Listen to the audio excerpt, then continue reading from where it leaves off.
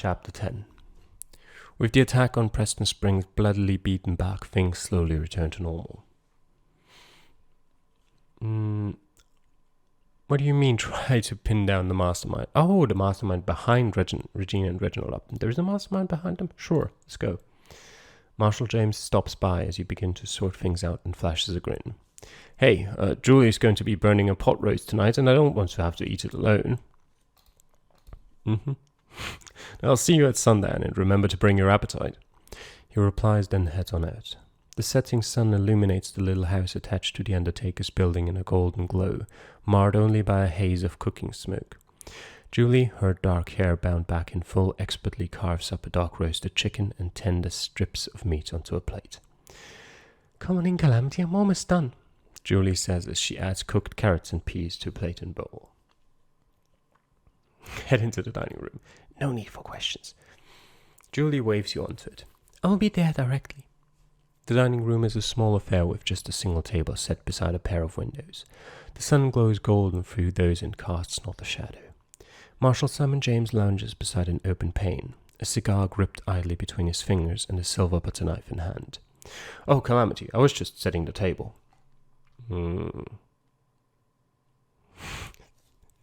Yep. We have no need for words. Dinner commences with split pea soup, fresh from an early ripening. Wine and chicken follows, the latter exactly as burned as promised. Once that is passed, a little apple pie goes a long way. The conversation is light and pleasant. No one is willing to spoil the mood, but as the sun begins to dip down below the horizon, Julie falls quiet and exchanges a long glance with Simon. We're about to talk about work, aren't we? We are, Simon admits. See, I don't think we're done here. He doesn't just mean in Lander County, Julie puts in. I mean everywhere, Simon notes. This whole thing has spanned the continent. I'd wager whoever is pulling the strings has got that much reach. I'd also wager that we can trace one of those strings back to their hand.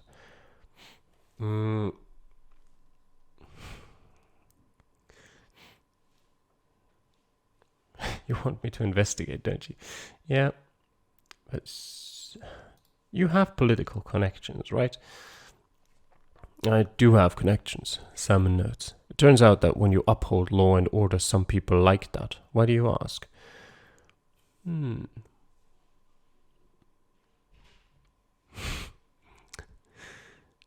Preston Springs has great potential. I don't want to see it become a ghost town because nobody knows about it. It does seem more settled than most... Oh, Julie, sorry. It does seem more settled than most places, Julie notes. Does it? Simon asks her and she tenders over a small smile. Well, civilization has to start somewhere. Why not here? Was that Simon again? Was that a rhetorical question? Julia replies. Yep. Simon says in agreement, then turns back to you. I'll write a few letters and we'll see what that pot stirring can accomplish. Who did pay to have your brother Eugene shot? I have a stark suspicion that it was Reginald, but whatever.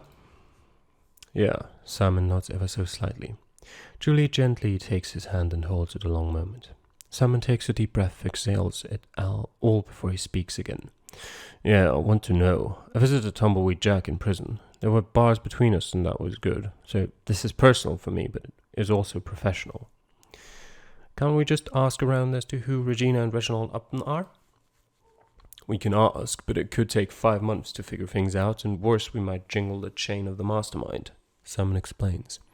If that happens, we might not be able to finish this like it should be. Mr. Steele got hired to impersonate a marshal. Steele himself will know who we're looking for, Simon notes.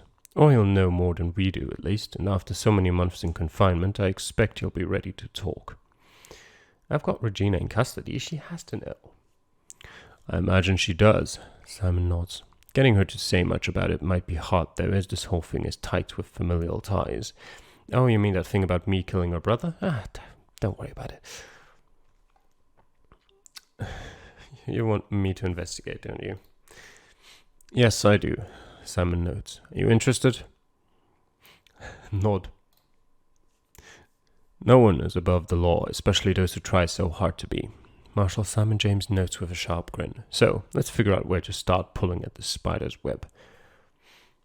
We'll ask Hartigan about it first. I figure I know everything, Hartigan replies when next you ride together. That little greenhorn Reginald blabbed about nearly everything when he got drunk, which was often.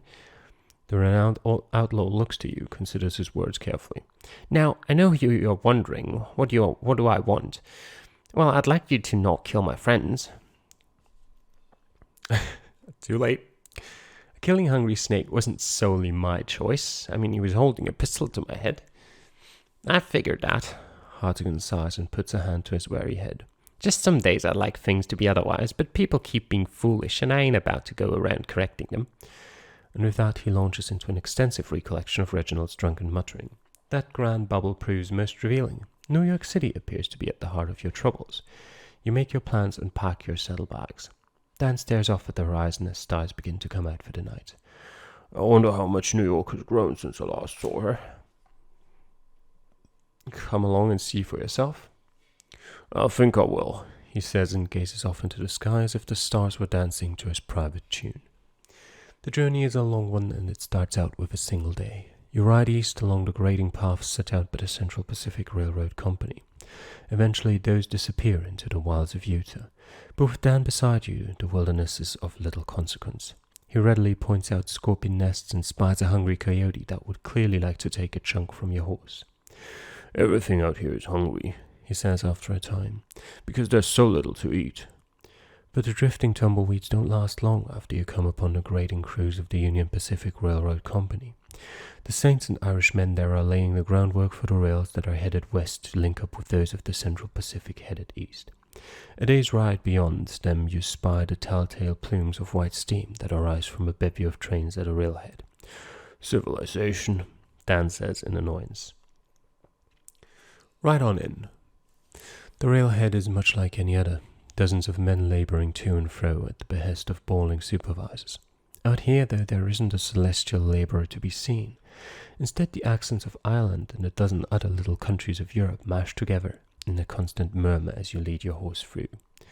Strangers, a voice calls out, I hope you're going to be friendly so I can return the favour. You glance over and find a young man in a tidy grey suit, his bowler hat pulled low over his eyes, and a polished Smith & Wesson holstered at his hip.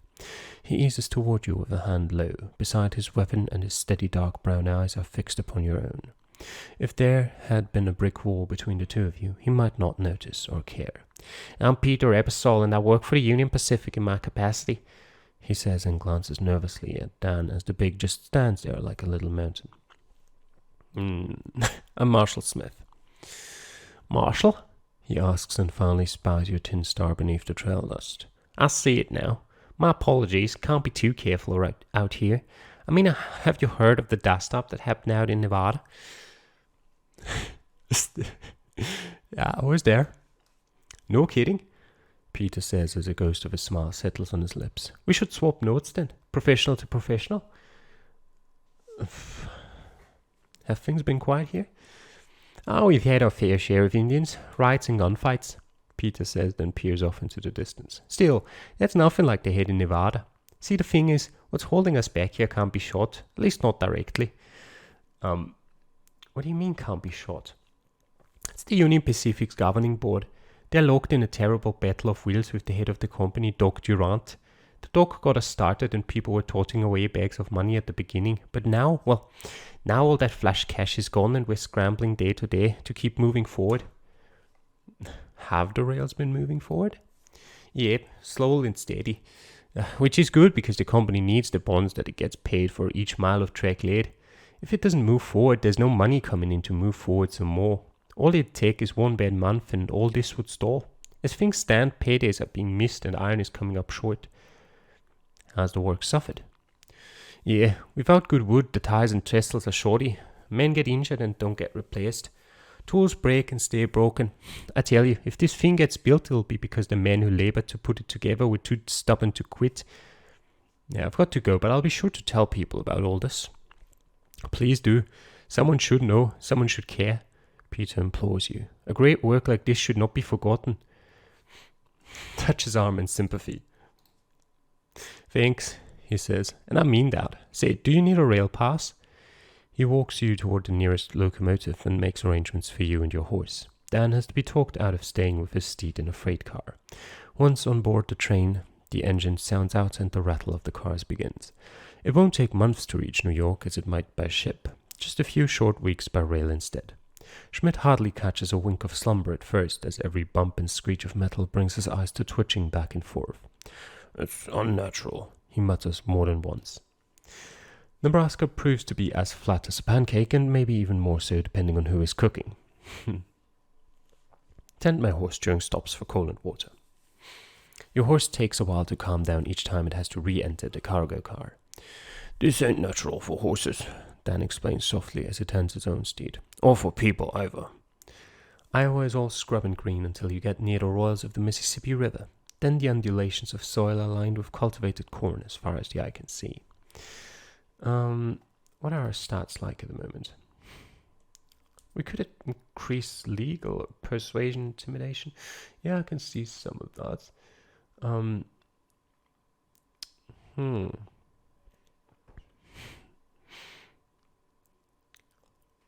Sure, give the fireman at the engine a little help with stoking it.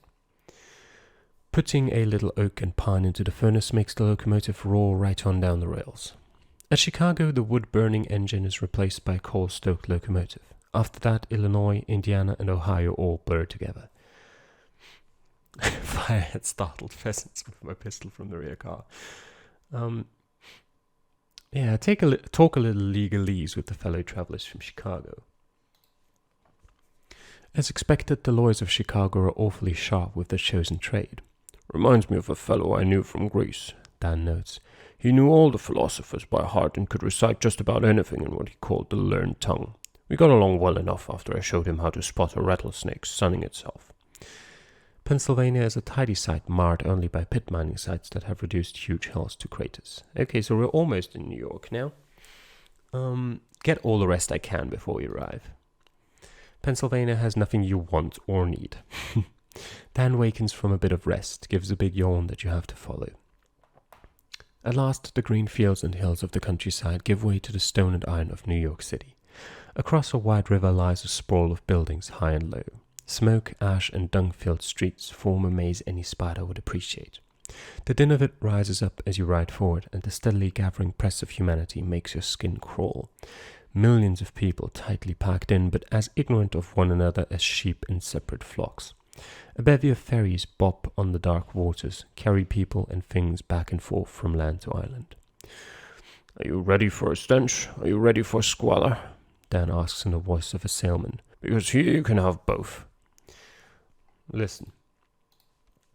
Heck, you can have just about whatever you want, just so long as you pay for it," Dan says pointedly. "Blood?" "Some places take that. A few demand a bit of flesh to go with it," he notes, "and it is hard to know which it is until you have to pay up." He gives a quick snap of the reins of his steed and leads the way toward the ferries that cross to the city itself. It takes only a few questions about the Upton family to garner directions to a certain mansion off the East River. Rather appropriately, it overlooks the Hellgate Channel. With a soft kick of spurs, you set your horse trotting away from the hive of scum and villainy. Dan breathes a sigh of relief as the abject squalor of the central city is left behind. Seen from the street, the Fredrick Charles Upton mansion is an imposing thing set high upon the hill overlooking a treacherous channel. Sharp-edged roofs jut to scrap at the sky, while a host of weathered stone gargoyles lurk atop crenellated battlements that adorn a curtain of high walls. A closer look finds that there are cracks everywhere. Some crawl halfway up the sides, while others are filled with lichen and moss. Here and there, slate tiles from the roof have slid off or shattered, left tiny fragments behind.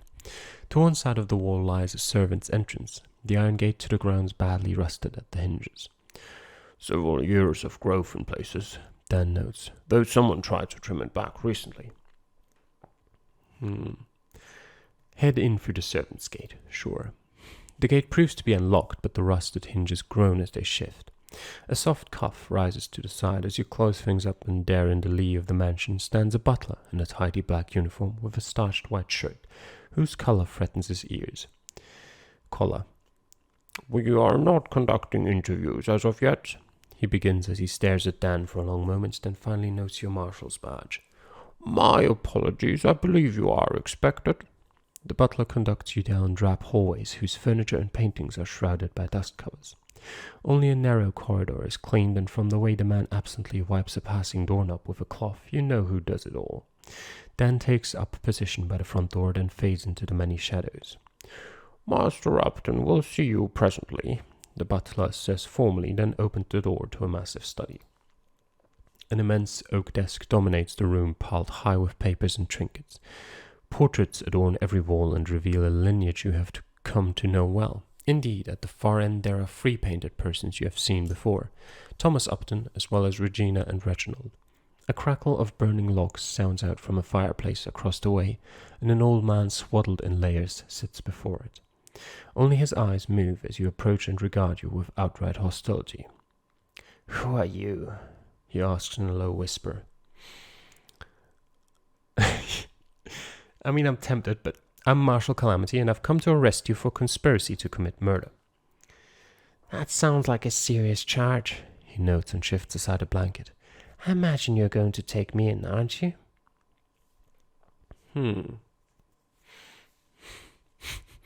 You sound as though you want to make a deal. Very astute, he replies as he eases to his feet on creaking knees and faces you with a level gaze. What can I offer, and what will you accept? I love how shoot him is an option at every single point. What I want is justice. Oh, you can have that if you want. It costs nothing because it is merely a figment of collective imagination. Can you see it? Can you touch it? No, it doesn't exist. The elder Upton nods. It can't, else my family would not be in such dire straits. He turns to regard the low-burning fire. It is more embers than flame, but that changes as he begins to stoke the coals. You clearly do not know me, he says in slow, unhurried tones. I am of a distinguished lineage that dates back centuries. My wealth is immense despite the state of my estate here. My coffers are filled to the brim owing to rumors of happenings in Nevada. All those parcels of property in Texas, long held and worthless, became modestly valuable again. The titles were snapped up on the outside chance that the Transcontinental Railroad might not be completed in full. Do you doubt me? Do you see only the disrepair? That is how I wish it. The spider cannot betray his presence in the web, else his prey shall fly off. All of this shields me from a myriad of trifles. Should you call for the police, know that I own them. Arrest me yourself, and senators shall dance on your head. Shoot me dead, and they shall hunt for you as they did Lincoln's assassin. And even if you drag me before a court, I shall delay and delay until my body gives out or I take poison. Either way, they can't convict the corpse, and my family shall carry on, he says with a voice rising at every word until he reaches a peak. Then that tempo subsides. But it doesn't have to be that way. As I said, my coffers are flush, and I do know how to share. You certainly are trying to bribe me. Oh, yes, I have much that still needs to be done, he relates. Everyone has something they want or someone they want to help. Good or bad, righteous or foul, I do not rightly care, so let me make you an offer. I have the triumvirate of politics at my command. Money, influence, and come the next election, power. Let him keep talking. Money is the easiest to garner. It flows in with the tide of influence and on the coattails of power. But it vanishes just as quick, for it is unspent, it is useless, if it is unspent. He explains and briefly steeples his fingers. Influence may arise from many sources, but requires careful tending to cultivate. Power, though, power endures both the winds of fortune and the pounding of the tide. It is the slate and granite that great things are built upon. The elder Upton rings a little bell on his desk. The butler returns and waits patiently beside the door. I haven't told you what happened to Reginald. Reginald? He asks. Why are you talking so about my worthless son? You won't see him in the hallways anymore. He rarely stays with me, not since. The elder Upton begins and blinks hard as understanding finally hits home. You! I haven't told you what happened to Regina yet. I have a bad feeling that you're about to tell me all about what happened to my wonderful daughter, he notes somberly. No, I won't. Move on to another subject. The elder Upton stares at you warily. I'd like to know a little bit about Thomas Upton. My boy, my murdered son, the elder Upton asks. He is gone. The brightest flame snuffed out by a cruel hand that paid the ultimate price. Did I? Oh, yeah, I did. Right. I've been dying to tell you that I killed your son. The old man narrows his gaze at you. This is a ploy. Vengeance was seized. That vicious swine swung for it. I have the telegram. Upton rambles on for a while until you set your own doctored papers before him to show how nothing matches and that your signature is the same as it appears in other court documents concerning your previous trial. He locks eyes with you, and cold rage filters in behind his eyes. You gain nothing by revealing this except my burning enmity, and so I will believe you. Step forward and give his poor heart the last little fright it needs. The color drains from his features. He grasps weakly at his chest, then collapses to the floor. The butler hurries to his master's side as the old man grows ashen grey. There are medicinal salts in the top desk drawer. Yeah, I imagine there are.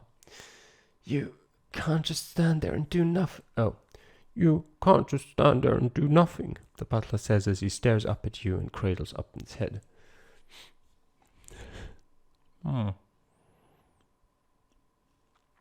Continue to do nothing. Upton writhes in his final throes as the butler scrambles to retrieve the salts himself. A pull of drawer after drawer follows until a jingle of glass chimes like bells. The butler rushes back to his master, uncorks the little vial, and an acrid aroma fills the air. He slips it beneath his master's nose. Upton goes rigid for a moment, then gasps out his last. He's gone, the butler says softly and considers the vial in hand. Let him recover his wits, sure. I mean, the butler himself didn't do anything too wrong. I will make the preparations, the butler says at last through tear-filled eyes. He stands up and staggers blindly out of the room. With things quietly resolved, the Upton mansion lies open before you. Take everything. Yes. Wealth incredibly increased, honor and law decreased. That really is not a problem for our stats. The papers are letters, bills of sale, and more than a few missives that are utterly incriminating as to the deeds of the Uptons, not merely in Lander County, but in Nebraska, California, and New York as well. You ride out and leave the squalor of New York behind.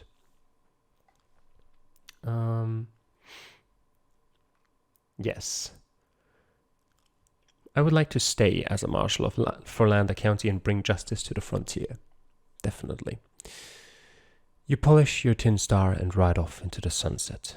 Honor, law, and order increased. That is the end of chapter 10. And the only thing left we've got now is the epilogue. Save the ending and go to the epilogue. I am the marshal.